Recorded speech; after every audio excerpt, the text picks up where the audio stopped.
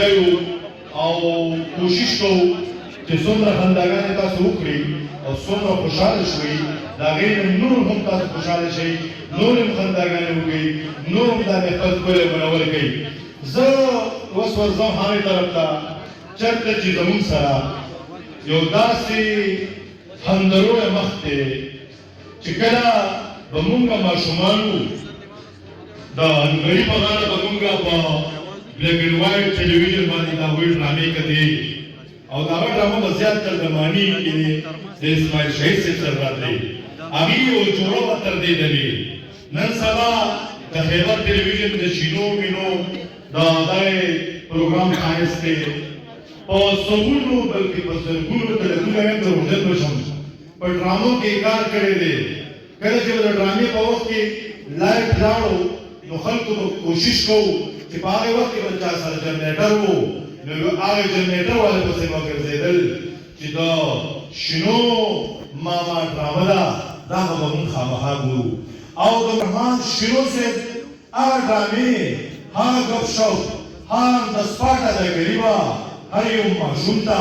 هر زلمي ته هر بوډا ته داسې یاد ده لکه د بېبې او د ابۍ کیسه زه